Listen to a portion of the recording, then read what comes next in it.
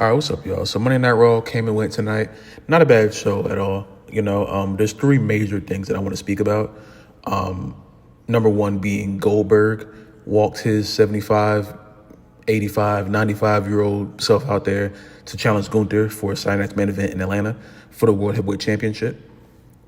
I'm seeing a lot of people on one side or the other. Some people don't care because it's obviously a retirement match or close to a retirement match. A lot of people are very angry about it. I'm kind of in the middle because I know that this is Goldberg's last match or his next to last match. But I still don't want to watch this old man wrestle.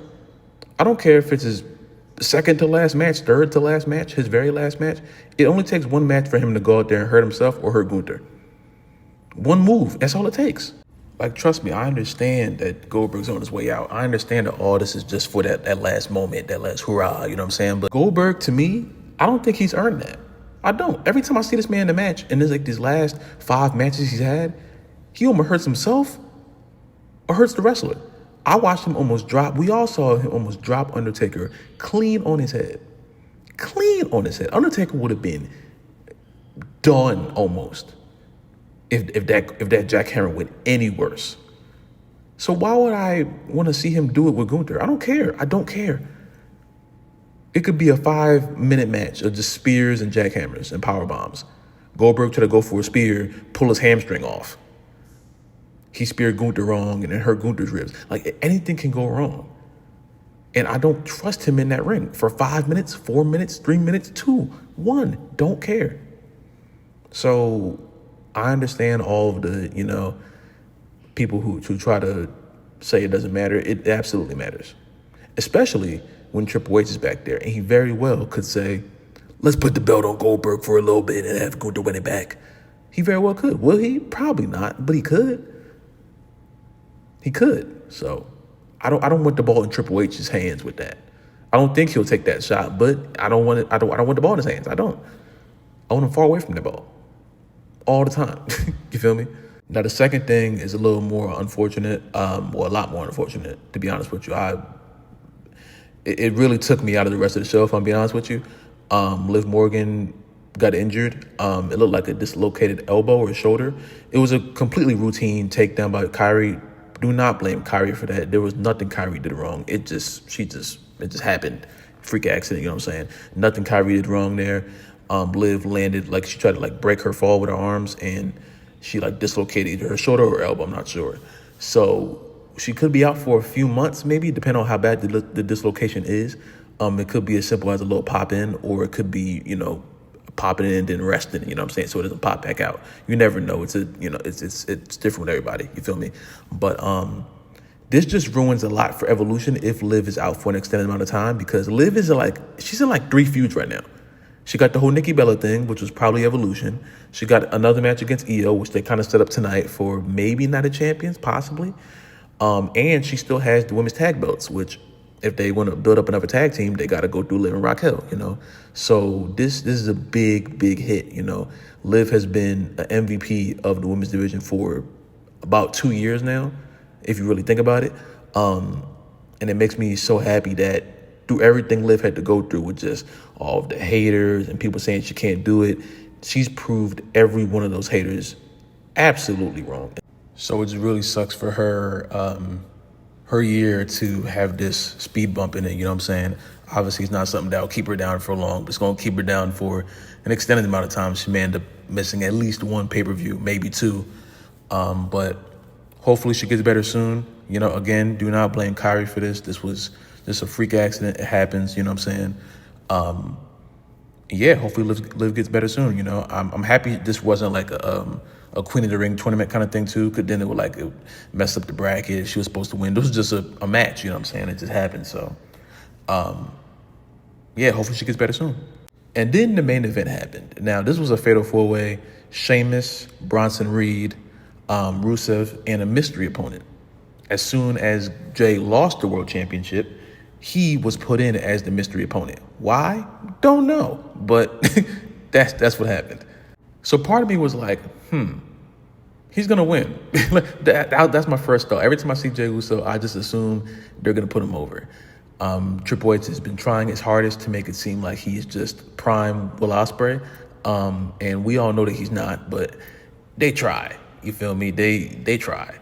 And tonight we had one of the most overbooked endings to Monday Night Raw, which, hey, sometimes overbooking is cool, you know what I'm saying? It's fun. Tonight was just kind of like, okay, you know what I'm saying? Like, this match didn't need the overbooking, you know what I'm saying? It was like you had 3 hard hitters in there and Jey Uso. And Jey was injured. Jey beating a fresh Sheamus, Bronson Reed, and Rusev is crazy. So they were like, and I think Triple H knows that. So they had all of the interference happen. You know, they had, I think, Penta came out, Sammy came out, LA Knight came out, I think. I was listening to, I was walking at the moment, so I wasn't like watching, I was like listening to it. But mad people came out. You know what I'm saying? Mad people came out, and the match ended with Jey getting the win. Rollins came out at the end. Really sure why he came out at the end. Like, if Jey was still world champion, then I would understand Rollins coming out, like, trying to cash in. Jey don't have a belt. So Rollins came out, I guess, just to beat him up. And then Cody came out, and Cody and Rollins, like, stared at each other for a little bit. And I was hoping that Cody turned around and just clotheslined the yeet out of Jey, which he didn't. You know, they just sat there and looked at each other and shook hands. You know, Cody, you know, Cody, I love you, friend. You know, you're my buddy. You're my, you know. So, but next week, Cody versus Jey to move on in the tournament. And I'm going to tell you this right here. I'm willing to make a Life Not Famous guarantee, a guarantee, that Jey Uso loses to Cody Rhodes next week. There is no scenario where Cody Rhodes should be losing this match. Cody Rhodes may very well win the King of the Ring tournament to beat Cena at SummerSlam, or just fight Cena at SummerSlam. I don't know, but Jey's cooked. Okay, Jey's injured. He shouldn't have won this match. It just felt weird, especially the timing after he just lost the World Championship. You just brought him right back into it just for the story-wise. Like, story-wise, Cody and Jey make sense. So that's why I'm not super-duper pissed at it. It looks weird. You know, Jey shouldn't have won this match anyway. Now, is there a chance that Jey wins King of the Ring? There always is. Like I said, there's always a chance for Jey to win something when Triple H is booking it. You know what I'm saying? He shouldn't. You know, I guess you could tell the story of Jey versus Cena. You know, Cena's the big heel, Jey's the big face.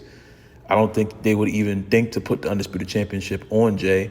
And Rollins is still there with the briefcase, you know what I'm saying? So realistically, whoever beats Cena at SummerSlam, whether it be Jey, Cody, Sammy, it doesn't really matter. Rollins 9 times out of 10 is going to cash in, you know. Rollins could cash in at the end of Goldberg and Gunther. Probably won't, because Gunther's damn near going to be a fresh man after that. That match ain't going that long, you know. But there's many different ways they can go about this. But as long as we are, you know, keeping certain people strong and keeping certain people away from the championship, you know what I'm saying? I'm sure you guys know who I'm alluding to after the way I've been speaking this entire video. But, yeah. You know, I think the Fatal 4-Way idea for the King of the Ring tournament, it hasn't been a bad idea. I've enjoyed all the matches. Obviously, it's more of a one-on-one bracket kind of thing, just traditionally. But the Fatal 4-Way thing, you get a lot of people in the ring. I ain't mad at it. You know what I'm saying? Better matches, more exciting. And then you have endings like tonight where half the roster comes out. You know what I'm saying? Which, again, I don't hate it. Does it come off a little goofy? Sure. But I do think wrestling at times needs to be goofy. And for Monday Night Raw to be as monotonous as it is sometimes, throwing some goofiness in there, I'm not terribly angry at it, you know. Could I have done without it? Absolutely. Absolutely. But if you're going to have Jey win anyway, I would hope that you threw some stuff in there so at least Jey didn't go out there and just beat a fresh Bronson, Sheamus, and Rusev on bruised, broken ribs, you know, alone. You feel me? That would have been even worse. So it's not the worst thing that could have happened. But yeah, tonight's Raw wasn't bad at all. SmackDown is starting to get back on its feet slowly. I guess it's the King of the Ring tournament that's really helping with that. But Monday Night Raw is a much easier show to watch. The 2 hours, 30 minutes, it really doesn't fly by, but it's a much easier show to watch than SmackDown. SmackDown is just, it drags 3 hours and it drags. So I'm happy to have at least one WWE show during the week that they're trying to build excitement to. They're trying to keep the show exciting for the 2 hours and 30 minutes it's on. I really wish SmackDown was on Netflix, because they would love that, like that time slot of just that 2 hours and 20 minutes. That'd be beautiful. You know, that'd be beautiful for us, SmackDown. But, you know, Got 3 hours of excruciating SmackDown we got to deal with every Friday. But they're starting to get back into it too. So I don't know. But we're on the way to Evolution and Night of Champions. I already got my SummerSlam tickets. We are locked in for both nights. If you see me there, say what's up, please. You know what I'm saying? We're going to be locked in. I'm excited, you know. I am very scared that Liv won't be a part of SummerSlam. That's what I'm afraid of, really. But, you know, hopefully she's okay by then. But I will say this.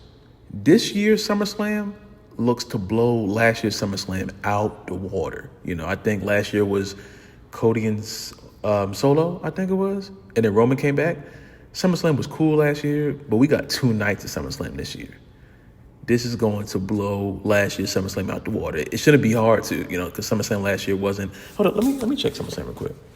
Hold on, let me check the SummerSlam card for last year. SummerSlam 2024. Let me see. Yeah, the Roman Reigns return, we had that. That's the one thing I really could remember off the top of my head. Damn, this shit being slow. You gonna be slow today? Okay, so we had Liv versus Rhea. I love that match. Liv won. Thank you. Braun versus Sammy. That shit was like 5 minutes. It was a complete beatdown. Boo. LA Knight defeated Logan Paul. Boo. Nia defeated Bayley. I think that match really sucked. Drew McIntyre defeated Punk. Drew and Punk. And I think that was a special guest referee match. Excellent. Gunther and Damian Priest. Don't care about Damian Priest. Gunther, world champion. Thank you. And then Cody versus Solo. Bloodline rules. Womp womp. You know what I'm saying? Then Roman came back at the end. Don't really care. We got 2 nights to blow this SummerSlam out the water. The only good matches on this card is the kickoff and Drew and Punk. Really. Liv and Rhea and Gunther. Well, Liv, Rhea, Drew, CM Punk. Yeah, 2 matches. Everything else, Monday Night Raw ass matches. You know what I'm saying? Don't really care. So, hopefully, this year can completely blow the SummerSlam out the water. I think it will. And, yeah, I'm really excited. It should be a good next few pay-per-views. We shouldn't really have any bad pay-per-views for the next few months, I would hope. I think Evolution is going to be cool. Night of Champions should be okay, I hope. You know what I'm saying? And then, obviously, we got SummerSlams too. So, and Saturday Night's Main Event, whenever that is, I don't know when that is. July, I think Goldberg said like July 13th. I don't know. All the pay-per-views feel like they're just happening every single week, so they kind of bleed into each other. I don't know. But, yeah, man, leave in the comments down below if you enjoyed Monday Night Raw tonight. If you like this video, subscribe if you're new. Subscribe if you have not already. Comment down below what kind of video you'll be doing next. Stay safe. I love you guys. Praise God. Now we'll see you in the next video, man.